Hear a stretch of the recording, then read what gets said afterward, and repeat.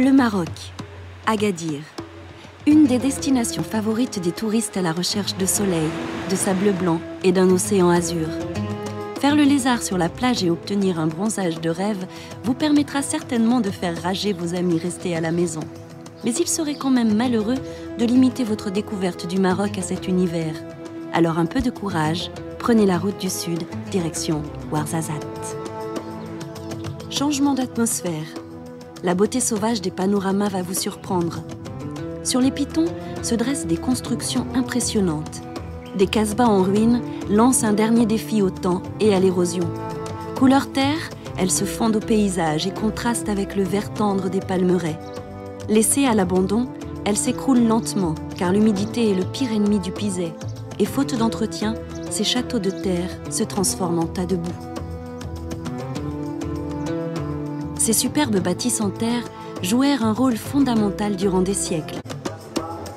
L'un des éléments fondamentaux de notre milieu naturel, c'est effectivement ces casbahs, qui sont une richesse inestimable et qui sont une spécificité de notre patrimoine local. Et bien sûr, avec le temps, malheureusement, il y a plusieurs casbahs qui sont dans un état de délabrement assez avancé. Avec l'ensemble des acteurs de développement, il y a eu cette idée que la meilleure solution, disons la chance de préservation de ces sites, c'est effectivement la restauration de ces casbahs et leur réutilisation en tant que maison d'hôtes, en tant que gîte, en tant que musée. Enfin, il faut que ces casbahs revivent, il faut qu'ils soient réutilisés et réexploités à des fins touristiques.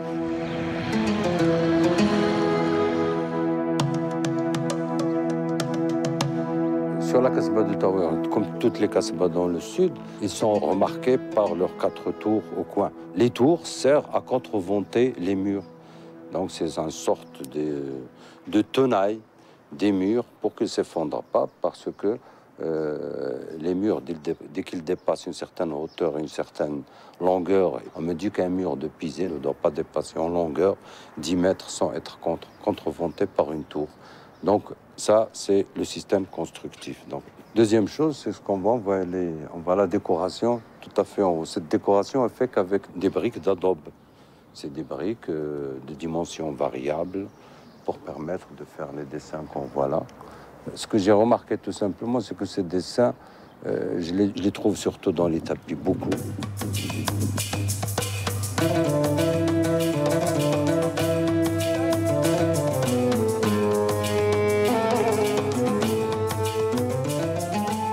Dans cet univers minéral, la vie semble impossible. Pourtant, l'eau permet des miracles. La moindre parcelle de terre accueille des céréales, des légumes et des fruits. Des buissons épineux qui, lorsqu'on s'en approche, embaument les délimites, des rosiers. La variété qu'on trouve ici, c'est ce qu'on appelle la Rosa damascena, la rose de Damas, et c'est la même variété qui existe en Turquie, en Bulgarie notamment. Alors pourquoi il est ici? C'est probablement pour la situation géographique qui ressemble d'ailleurs à celle de Turquie et la Bulgarie. Et c'est pour ça peut-être qu'il se plaît davantage ici. C'est ce qu'on appelle en fait les roses anciennes. Et en général, les roses anciennes sentent très bon. C'est un parfum très prenant, très agréable. En général, quand on arrive ici, on s'attend à trouver des champs entiers avec des rosiers bien alignés, mais ce n'est pas le cas. Il faut se dire que les paysans ont besoin de légumes, ont besoin d'orge, de maïs, de blé, etc. Donc ils ne peuvent pas se permettre de mettre les rosiers sur tout un champ, alors que les roses ne durent que 3 semaines, un mois et demi maximum. Donc en fait, ils les mettent sur les limites des parcelles. C'est des haies en fait qui entourent les parcelles des paysans.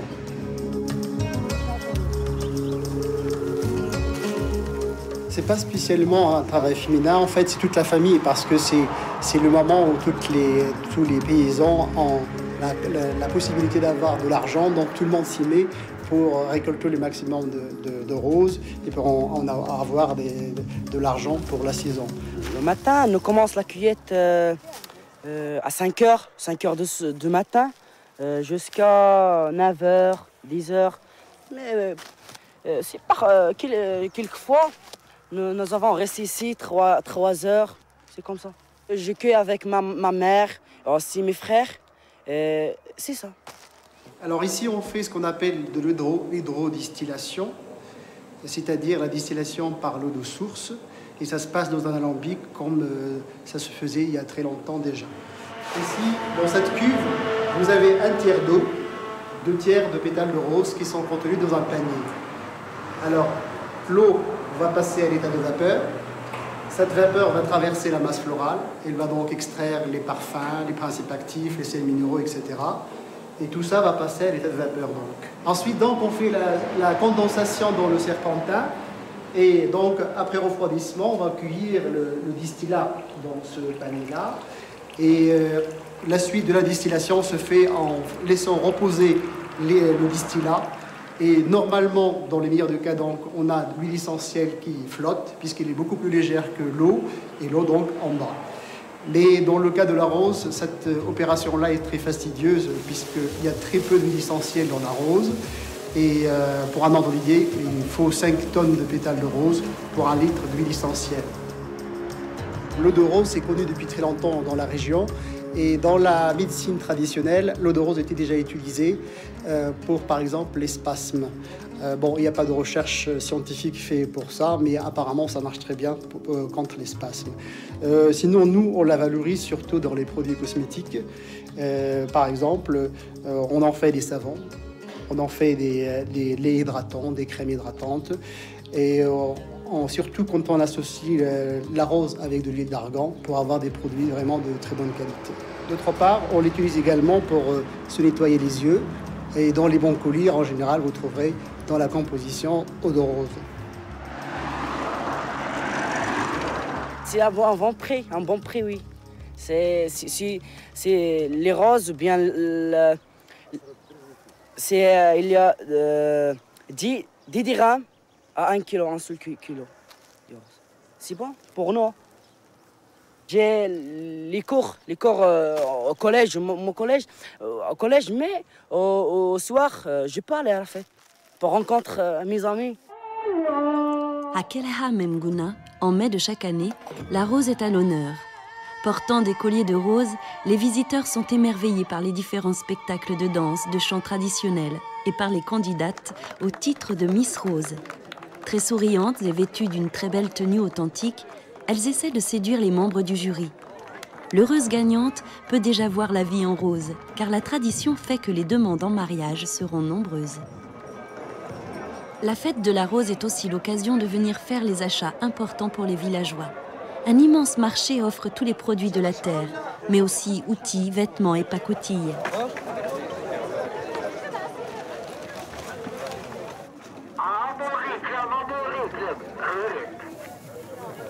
Les femmes peuvent faire provision d'une poudre verdâtre aux usages multiples, teinture pour les cheveux ou les tatouages, le henné.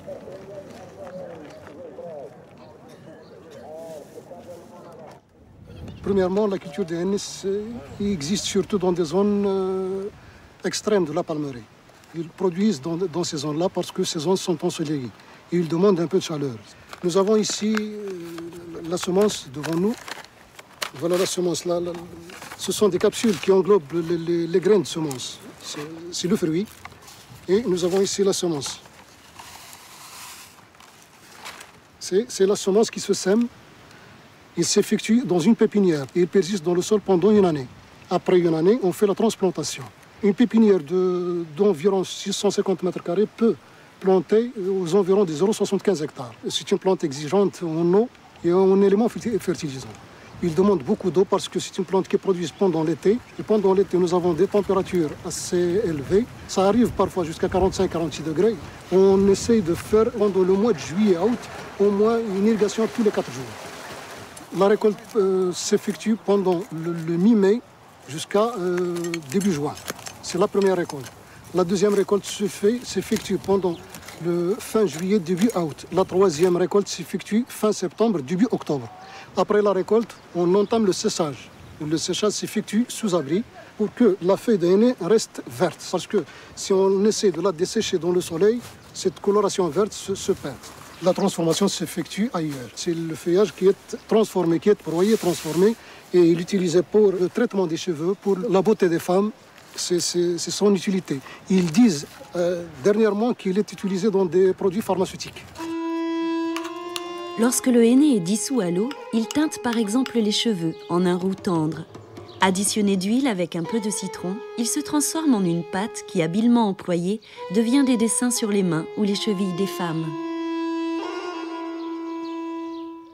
Le réveil de l'identité berbère et l'essor du tourisme inversent le processus d'abandon et de délabrement des Casbahs. Les restaurations se multiplient. Qui sait d'ailleurs si les Roumis, les Occidentaux, après leur engouement pour les riads hispano-mauresques, ne désireront pas, d'ici quelque temps, posséder leur propre Casbah comme Bernard Ribet. Un coup de foudre, tout simplement. Une vision dans la Palmeraie, une balade dans la Palmeraie, et puis voir le terrain à la tombée du jour. L'idée est venue des gîtes à la ferme, juste en voyant le portail ouvert. Et 90 jours après, on avait acheté le terrain. Il n'y avait qu'un seul fermier qui faisait le régisseur pour le propriétaire, donc il attendait que les olives tombent une fois par an. Et il a fallu beaucoup de travail. On a cassé un soc de charrue, un crochet de tracteur. On a eu quelques petits soucis quand même. Mais on a régalé le terrain pour faire l'irrigation en premier. On a fait les clôtures. Il y a un mur qui fait 425 mètres parce que c'était pas clos. Donc le mur en pisé avec du coffrage. Et puis après, on a commencé les bâtiments pour faire l'accueil des touristes. Alors, on n'est pas encore bien en phase entre les besoins de la cuisine et les capacités de production. Soit il fait trop chaud, mais on va y arriver un jour. On va mettre en place l'irrigation avec le goutte à goutte. On va faire des petites serres pour protéger les choses fragiles. Donc, il faut laisser le temps au temps, je crois. Puis, progressivement, que nos amis marocains qui travaillent avec nous apprennent un peu des coutumes et des techniques qu'ils ne sont pas habitués à pratiquer. On a 80 moutons à nourrir. Et c'est très gourmand un mouton, donc on a beaucoup de luzerne. Et on a aussi quelques poules et canards et oies, donc on a un peu de maïs qui pousse, on a un peu de blé qui finira certainement dans les gésiers de nos poules, et voilà. On a la chance d'être sur une faille géologique qui nous amène depuis l'Atlas, qui est le réservoir d'eau naturel, qui nous amène à 10 mètres sous les pieds, une nappe phréatique très très abondante. Donc nos puits, à 10 mètres, on trouve l'eau. Et on a d'eau qu'on veut à peu près sur toute l'année. On a une production d'eau très abondante. Donc là, on est en train de préparer des briques qui vont nous servir à faire tout le corps des maisons. C'est des briques en pisé, donc de la paille, de la boue et de l'eau. C'est quelqu'un qui fait des Casbahs là, qui est là. D'habitude, il est sur les chantiers des Casbahs en rénovation, de manière traditionnelle, bien à l'abri, au niveau thermique, avec une conductibilité calorique très basse. Donc quand il fait très chaud dehors, il fait très frais dans la Casbah. Et inversement l'hiver, c'est autorégulé. Quittons ces superbes Casbahs pour la steppe.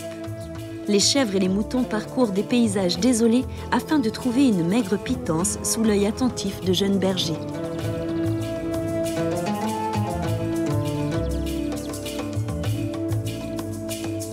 Pendant l'été, par exemple, le cheptel et la famille bougent et transhument vers l'estive, dans les hauteurs. Et en hiver, là où les conditions donc, sont très très rudes et très froides dans la partie haute, c'est plutôt le déplacement se fait vers le sud, là où les conditions climatiques sont nettement meilleures, là où il y a également une végétation qui s'installe. Le problème de prélèvement du bois de feu est un problème central.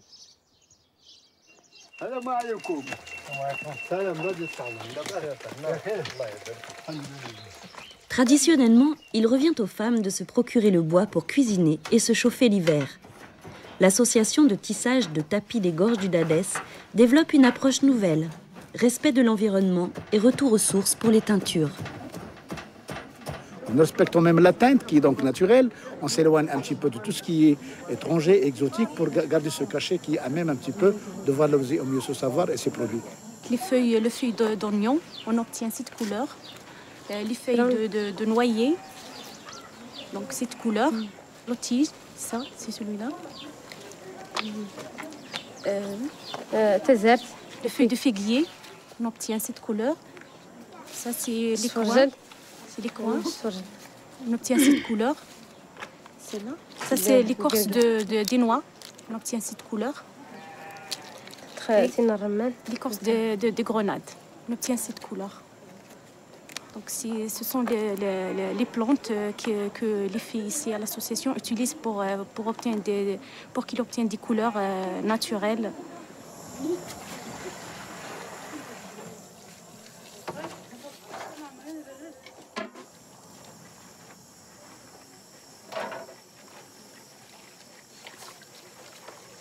Donc, à charge également par la communauté, une fois toutes ces contributions faites, la communauté doit donc réserver une petite somme d'argent pour acheter le gaz et doit respecter donc le prélèvement du bois de feu autour de la région. Abandonnons Ouarzazate pour Taroudan. Brusquement, les collines se couvrent d'arbres, des arganiers, uniques à cette région, enfin presque. Des experts ont démontré qu'il y a une espèce voisine qui est de l'autre côté en Amérique latine exactement, et je crois que c'est au Mexique. Et quand vous faites donc le rapprochement des deux continents, eh bien vous voyez qu'il s'agit effectivement de la même zone, c'est-à-dire là où le globe était un seul bloc, et c'est là où l'espèce actuelle était effectivement, c'est l'espèce voisine de l'Argana spinosa qui se trouve dans notre région. Bien sûr, avec le développement maintenant de la recherche scientifique, les informations que nous avions ont été confirmées, à savoir donc les bienfaits de l'huile d'argan pour les besoins donc en tant que produit cosmétique et pour les maladies cardiovasculaires et d'autres bien sûr bienfaits. Il y a aussi l'aspect commercial en tant que produit qui génère maintenant des revenus assez consistants pour la population rurale et particulièrement pour la femme rurale dans la région du Souss. En effet, ce sont les femmes qui récoltent et travaillent le fruit de l'arganier, qui ressemble à une olive, similitude que l'on retrouve avec l'arbre. Une structure a été créée pour exploiter au mieux cette nouvelle richesse. Cette coopérative est créée en 2002. Il était financé par la Principauté de Monaco. Le but de cette coopérative, c'est le développement de la femme rurale. C'est le premier objectif. Avant, les femmes n'auraient pas du travail exact. Ils cassent les noix et pour avoir des amendants, ils le vendent au souk à un prix très bas. Mais maintenant, ils ont cette occasion pour avoir au moins un salaire fixe. Ils sont payés ici par kilo d'amendant. Les noix cueillies sont stockées afin d'étaler la production d'huile et répartir le travail des femmes sur toute l'année.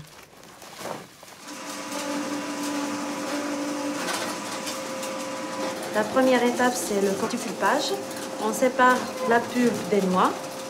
C'est mécanisé, ça se fait avec une machine. La deuxième étape, c'est le concassage. On maintient les noix en un plan qui permet de garder les amendants entières là-dedans. Après le concassage, on a des amendants comme ça. Pour avoir un huile alimentaire, on les torréfie grâce à un torréfacteur.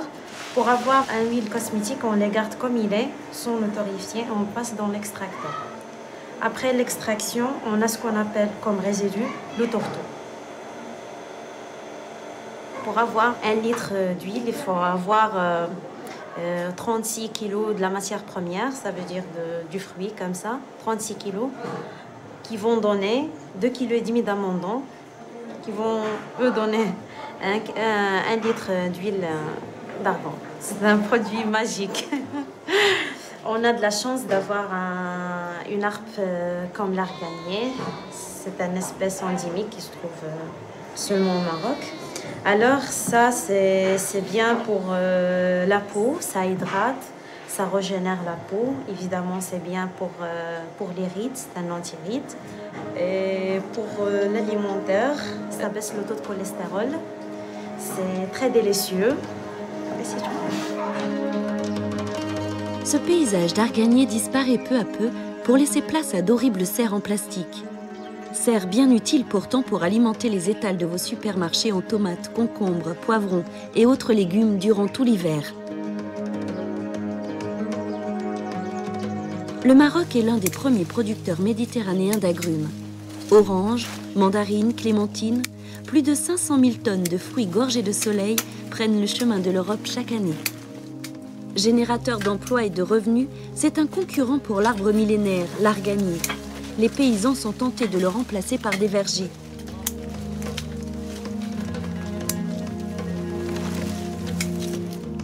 Le gouvernement a donc décidé de le protéger et de le multiplier, une tâche de longue haleine. Pour le reboisement, pour planter des plants de l'arganier, on a accès à une opération, c'est la pré-germination. On laisse les noix dans un seau avec du lot, à peu près une semaine, puis on les plante dans un sol qui est formé par 2/5 du sable, 1/5 du fumier et 2/5 du sol normal. Pour avoir une taille de 5 à 6 cm, il faut attendre 6 mois à 8 mois. Pour une arganier dans des fruits, il faut attendre entre 25 ans et 30 ans. Il faut être très patient. Touristes curieux et gourmets, vous vous aventurerez certainement dans un souk pour acheter des épices, de l'huile et goûter des recettes locales. L'amlo, c'est un mélange. Vous voyez? C'est un mélange des amandes, du miel d'orange et de l'huile d'argan. C'est très vitaminé. Ça se mange avec du pain. Les marchés marocains sont un vrai régal pour les yeux et le nez. Ils regorgent de fruits, de légumes et de tous les ingrédients nécessaires à la gastronomie du pays. Harira, brochettes, pastillas, thé vert à la menthe, sans oublier les tagines. Ce plat en terre qui a donné son nom au mets.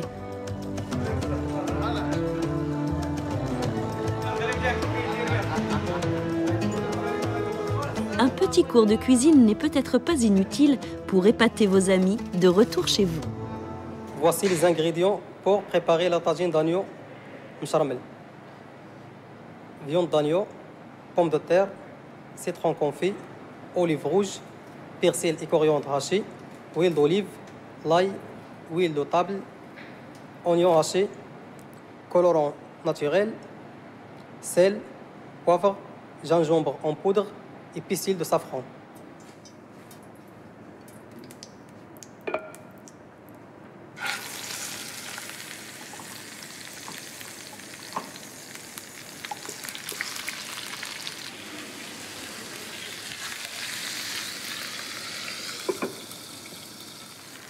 Quand la viande est bien saisie, nous rajoutons des oignons hachés, des gingembre en poudre, de l'ail, colorant naturel, sel de cuisine, poivre blanc, coriandre et persil haché.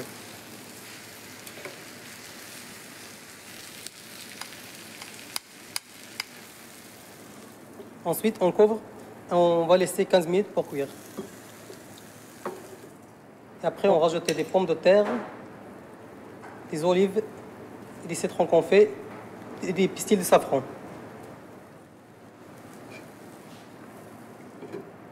Et on va laisser cuire pendant 1h45 minutes.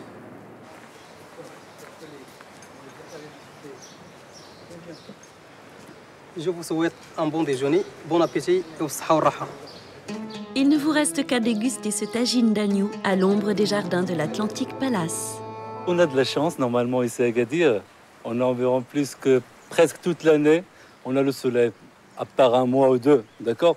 Alors toute l'année, on a de la lumière, on a du soleil. On n'a pas de problème pour la floraison, d'accord? Presque toute l'année, on peut avoir des fleurs. On a des fleurs, on pince, on taille, ça repousse et c'est ainsi de suite. C'est comme ça arrive comme ça, on n'a pas de problème pour la floraison. Les géraniums sont des fleurs vivaces qui poussent pour toujours. On a les acacias mimosa qui fleurissent en mars normalement, c'est la seule période. Et les lauriers, c'est la période de la floraison, c'est ça.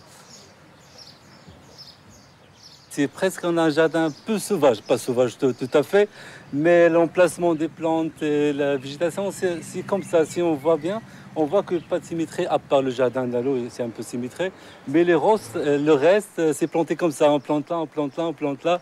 Et parfois, il faut bien préciser des points, mais le style, c'est un peu naturel, le style des jardins du oasis normal. Vous voyez, c'est un jardin comme ça, c'est un jardin, c'est ça le Maroc. Bienheureux jardiniers que ces Marocains qui profitent toute l'année de fleurs. Consolez-vous en rêvant à votre prochaine escapade dans la vallée du Dadès.